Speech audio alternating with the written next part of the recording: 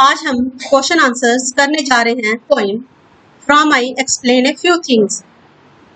इसका question number 1 है, why does the poet use the title I explain a few things. जो question कहता है कि बताओ कि पोएट ने जो टाइटल उसने अपनी पोएम का जो टाइटल दिया I explain a few things क्यों दिया है। आंसर है, the poet uses the title I explain a few things because he wants to explain that there was destruction and blood all over Madrid during the Spanish Civil War। Poet ने जो वाला जो title है poem को इसलिए दिया है, उसने इसलिए इसको यूज किया है बिकॉज वो एक्सप्लेन करना चाहता है, वो चाहता है हमें बताए कि जो स्पेन था जहाँ पे वो रहता था, जगह थी, वहाँ पे हर तरफ तबाही तबाही मची हुई थी, डिस्ट्रक्शन एंड ब्लड, और उनकी जो मैड्रिड की जो गलियां थी वहाँ ब्लड बह रहा था जब वहाँ पे स्पेनिश सिविल वॉर हुई थी। उनके अंदरूनी वहाँ पे लड़ाई चल रही थी, तहजुद चल रहा था। Therefore, he should not write poetry about his country's sweet dreams, mineral resources and other beauty। इसलिए उसने जो अपनी पोइट्री थी अपनी कंट्री की सुंदरता पे, अपने देश की सुंदरता पे, या मिनरल रिसोर्सेज या और भी जिस तरह की वहाँ पे सुंदरता थी उसके बारे में नहीं लिखी। So the title is to explain why his writing has changed। इस तरह से जो उसने टाइटल दिया वो चाहता था कि वो उसको एक्सप्लेन कर सके। जैसे ही पोएम स्टार्ट होती है तो आपने देखा पहले वो कहता है कि उसका कंट्री कितना सुंदर है, हर तरफ फ्लावर्स ही फ्लावर्स हैं, बच्चे खेल रहे हैं, सब कुछ, और बाद में उसकी पोइट्री एकदम से चेंज हो जाती है और वो हमें बताता है कि किस तरह उसकी जो देश है उसमें वो बच्चों का खून बह रहा है, सब तरफ लोग मर रहे हैं, वो जो बताना चाहता था, इसलिए उसने पोएम का टाइटल लिया। Why his poetry does not speak of love and nature any more. इसलिए वो हमें ये बताता है कि अब उसकी पोइट्री में प्यार और कुदरत के बारे में कुछ नहीं है, क्योंकि उसने ऐसा कुछ देखा है, इतनी डिस्ट्रक्शन देखी है कि अब वो और किसी बारे में सोच ही नहीं सकता। क्वेश्चन नंबर 2 है, what are the memories that the people talks about in the poem. कौन कौन सी मेमोरीज हैं, उसकी कौन कौन सी यादें हैं, अच्छी यादें हैं जो पोएट ने इस पोएम में हमारे साथ उसके साथ बातें की हैं उसके लिए। आंसर है, the poet speaks of several lovely memories in the poem. He talks about his house like it was life bursting। उसने अपने जब पोएम स्टार्ट होती है तो बताता है कि मेरा जो घर है वो इतना सुंदर है, वहाँ का दृश्य इतना सुंदर है कि जिंदगी जी उठती है। Flowers, dogs, childrens were running and playing. हर तरफ फूल खिले हुए हैं, कुत्ते के बच्चे, इंसानों के बच्चे हर तरफ भाग रहे हैं और खेल रहे हैं। He also tells how great it was at that time, the smells, the colors, the thriving public market life। वो बताता है कि जब हर तरफ इतनी सुंदरता थी, इतने सुंदर दृश्य थे कि क्या वहाँ स्मेल आती थी, क्या खुशबू थी, हर तरफ फूल ही फूल खिले हुए होते थे और उनके इतने प्यारे प्यारे कलर्स थे। अगर हम पब्लिक मार्केट में चले जाएं तो वहाँ भी बहुत सुंदर दृश्य होता था। The clock towers of the church, वो चर्च के बड़े बड़े घंटे, द क्लॉक्स, बड़ी बड़ी घड़ियां लगी हुई, and the large area of the land thickly covered with trees, और वो जगहें जहाँ पे घने घने पेड़ लगे हुए थे। The characteristics feature of his country, ये सब चीजें उसी कंट्री के कैरेक्टरिस्टिक्स फीचर से जो बाद में जब वहाँ पे ग्रह चला तो सब चेंज होगी चीजें। क्वेश्चन नंबर 3 है, what happened later and why. बाद में क्या हुआ और क्यों हो गया ऐसा। आंसर है, there was a city on fire. एकदम से शहर में आग लग जाती है। देयर वाज एन अटैक, वहां पे किसी ने अटैक कर दिया था उन लोगों के ऊपर। एवरीथिंग बिकम्स ruins, हर एक चीज खत्म होती जा रही थी। The people, the animals, the crops, the vegetables, the flowers, the buildings, the towers, ये सब चीजें जब अटैक हुआ उन लोगों ने सब कुछ खत्म कर लिया, तो ये सब चीजें भी वहां पे खत्म हो गई जो उस जगह की सुंदरता बढ़ाती थी। The criminals begins to pervert all works of art, public and private property and beauty of the nature in a destructive way।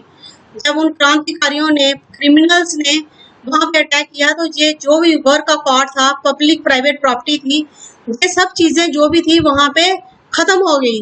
There was blood everywhere on Madrid streets, हर तरफ मैड्रिड की गलियों में ब्लडी ब्लड बह रहा था। The blood of Spain's children's blood, वो जो खून बह रहा था उन गलियों में, उसमें जो छोटे छोटे बच्चे थे स्पेन के, उनका भी खून बह रहा था। Above all, the noted poets like Federico Lorca and Raphael Alberti were assassinated। इसके अलावा वहाँ के पॉपुलर मशहूर जो पोइट थे वो भी इस लड़ाई में मारे गए। क्वेश्चन नंबर 4 है why does not the poet right sweet dreams poetry. Poet ने क्यों सुंदर सुंदर सपनों के बारे में पोइट्री नहीं लिखी।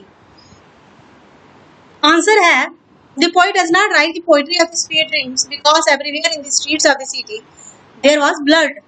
वो इस तरह की प्यारी प्यारी सुंदरता वाली पोइम्स इसलिए नहीं लिख पा रहा था क्योंकि उन गलियों में जहां वो रहता था हर तरफ खून ही खून था। It was the blood of the children the blood of the prosperity of the Spain.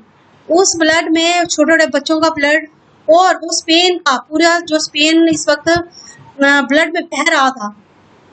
The tyrants have damaged all the artwork and the natural beauty of the country। वो जो क्रिमिनल थे, क्रांतिकारी थे, उन्होंने जितना भी आर्ट वर्क था, सुंदर सुंदर बिल्डिंग्स थी, जहाँ और भी आर्ट वर्क कहीं भी था सिटी में, वो सारा उन्होंने डैमेज कर दिया, तोड़ दिया। Even the familiar poets were killed. Even भी उसने कहा जो बड़े अच्छे अच्छे पोइट्स थे वो भी मारे गए। In this situation the poet could not right anything about his countries beauty and dreams. अगर ऐसी सिचुएशन थी तो पोइट कैसे लिख पाता अपनी कंट्री की ब्यूटी और उसके ड्रीम्स के बारे में। इसलिए उसकी पोइट्री जो थी ब्यूटी के बारे में नहीं थी, नेचर के बारे में नहीं थी, वो उस लड़ाई की एक्सप्लेनेशन कर रही थी जो उस वहां पे ग्रेजुएट चल रहा था। क्वेश्चन नंबर 5 है एक्सप्लेन द लाइंस। पोइट्री में जो लाइंस हैं, the house was named the house of the flowers, movement, blood. ये जो लाइंस हैं इनको हमने एक्सप्लेन करना है कि इसका क्या मतलब है। आंसर है the poet talks about his house in this lines as it was bursting with life. Poet जब सबसे पहले पोएम स्टार्ट होती है तो उसमें बताता है कि वो उसका घर जो है मैड्रिड में, जो कि स्पेन की राजधानी है, इतना अच्छा घर है उसका, ऐसा लगता है कि सब तरफ जिंदगी ही जिंदगी है। Flowers, dogs, childrens were running and playing. हर तरफ फ्लावर्स खिले हुए हैं, डॉग्स, चिल्ड्रंस इधर उधर भाग रहे हैं, खेल रहे हैं। His house was called the flowers house because grasses and the other colorful flowers spread throughout his house। उसके घर को फूलों वाला घर लोग कहते थे क्योंकि हर तरफ ग्रासिम के फ्लावर और भी कलरफुल फ्लावर्स वहां पे खिले रहते थे, making it pleasant and prosperous. But the war destroys everything later. मगर जैसे ही वहां पे वो युद्ध शुरू होता है तो ये सब चीजें, इतनी प्यारी प्यारी चीजें, ये सब वहां खत्म हो जाती है। Blood existed everywhere in the place of flowers. अब वहां फ्लावर्स की जगह, फूलों की जगह हर तरफ क्या था, खून ही खून बह रहा था। क्वेश्चन नंबर 6 है how has the civil war affected Spain. Civil war होगा गृह युद्ध, जो उनकी कंट्री में स्पेन में अंदर ही अंदर जो युद्ध चल रहा था, क्रांतिकारी युद्ध चल रहा था, उसने स्पेन को कैसे अफेक्ट किया। आंसर है civil war has ruined everything. जो सिविल वॉर वहां चल रही थी उसने सब चीजें खत्म कर दी। It has destroyed all the property and the beauty and the promising future of the Spain। उसने जितनी भी प्रॉपर्टी थी, आर्ट वर्क थे वहां पे, वहां खत्म कर दिए, सुंदरता उनकी खत्म कर दी, और जो कल फ्यूचर होने वाला था स्पेन का वो भी सब समाप्त हो गया। All the artworks, public and the private property and the beauty of the country has been destroyed। जितने भी आर्ट वर्क्स थे, चाहे वो पब्लिक थे, चाहे प्राइवेट प्रॉपर्टी थी, चाहे वो ब्यूटी थी कंट्री की, वो सब खत्म हो गई। Many famous poets have been killed, including Federico Lorca and Raphael Alberti। ये जो फेमस पोइट थे वहाँ के, वो भी वहाँ उस लड़ाई में मारे गए। The next generation was slaughtered and everywhere there was only blood। जो आने वाली जनरेशन थी वो भी क्या होगी, खत्म हो गई उनकी, क्योंकि वो बच्चों को भी मार रहे थे और हर तरफ खून ही खून बह रहा था। अब क्वेश्चन नंबर 7 है explain the journey of the poet from happiness to agony. ये जो यात्रा थी पोइट की, पहले उसने अपनी पोइम में बड़ी खुशी व्यक्त की है, सब तरफ उसने बताया कि जिंदगी जिंदगी, लोग खेल रहे हैं, फ्लावर्स खिल रहे हैं, और एकदम से उसकी पोइट्री का जो थीम है वो एकदम से चेंज हो जाता है। ऐसा क्यों हुआ। आंसर है the poet lived in a prosperous town that reflected a future promising. His life was full of Joy, his house was also full of life. Poet जैसे ही पोइम शुरू करता है तो बताता है कि उसका घर जो था कितनी सुंदर जगह पे था, और हर तरफ जिंदगी ही जिंदगी थी, उनकी लाइफ जॉय से भरी हुई थी, खुशी से भरी हुई थी। His house was also full of life. उसका जो घर था वो भी जिंदगी से भरा हुआ था। Flowers, dogs, children were running and playing. The hustle and bustle could be seen all the time and everywhere. Flowers जो थे खिले हुए थे, कुत्ते बच्चे इधर भाग रहे थे, खेल रहे थे, हर तरफ चहल पहल थी। हस्टल बस्टल हर तरफ चहल ही पहल थी, हर तरफ खुशी ही खुशी थी।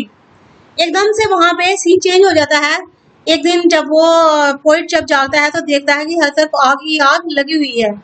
Letter the happy life of the poet turn to agony, there was an attack, क्योंकि वहां पे किसी ने अटैक कर दिया था उनकी कंट्री के ऊपर। एवरीथिंग बिकम ruins, ruins होता है खत्म हो जाना, हर चीज खत्म हो गई। The people, the animals, the crops, the vegetables, the flowers, the buildings, the towers extra, ये जितने भी चीजें थी वहां पे, फसलें, सब्जियां, फ्लावर्स, बिल्डिंग्स, ये सारी चीजें वहां पे डिस्ट्रक्ट करके खराब कर दी, उन्होंने तोड़ दी। The criminals began to pervert all works of art, public and private, and the beauty of the nature in a destructive way. उन्होंने क्रिमिनल्स ने, क्रांतिकारियों ने जो भी आर्ट वर्क की बिल्डिंग्स थी या किसी के पब्लिक प्रॉपर्टी थी, प्राइवेट प्रॉपर्टी थी, जो भी ब्यूटी की जो नेचर थी वो उन्होंने सब खराब कर दी। ये जो सब चीजें हुई जब पोइट ने देखा तो इसी वजह से उसकी जो यात्रा थी, in this way the poet explains the journey of the poet, journey of the poem from happiness to इग्नी।